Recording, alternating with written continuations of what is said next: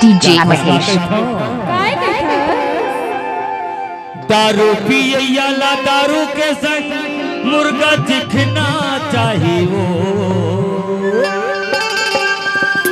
अजा खसका कैठो कहबेगा प्यार कर याला चोरी चोरी मां मिलना चाहिए प्यार कर याला चोरी चोरी मां मिलना चाहिए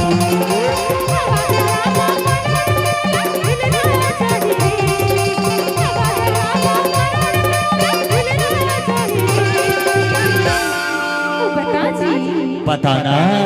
प्यार कर याला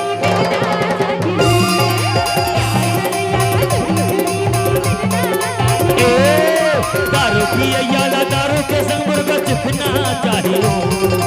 दारू पिए याला दारू के संग मुर्गा चिखना चाहिए DJ Mahesh. ए पातर कन्या वाली लब कर याला चोरी चोरी मां मिलना चाहिए लब कर याला चोरी चोरी मां मिलना चाहिए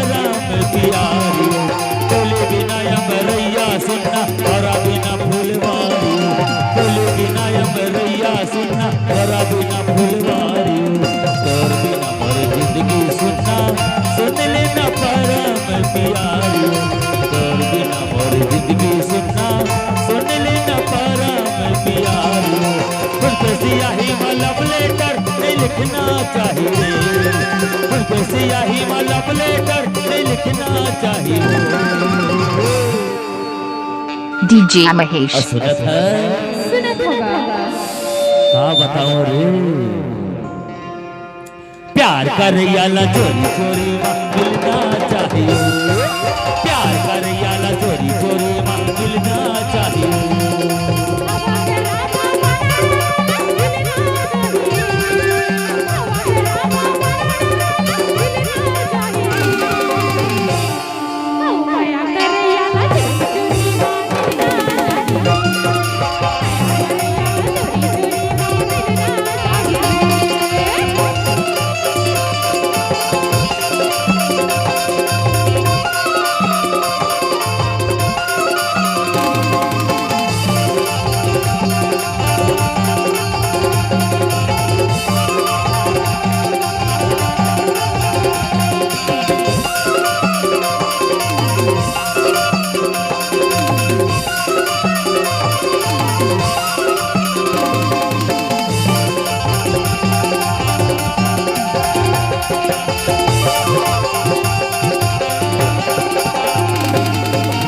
DJ Mahesh.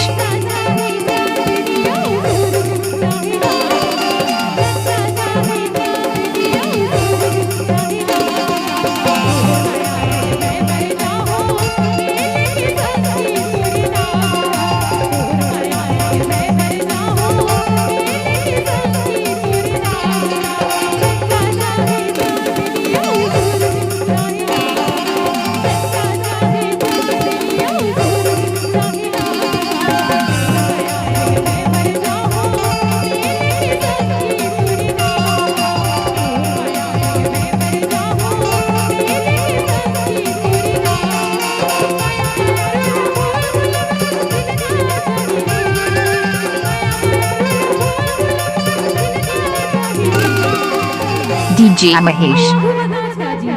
बताना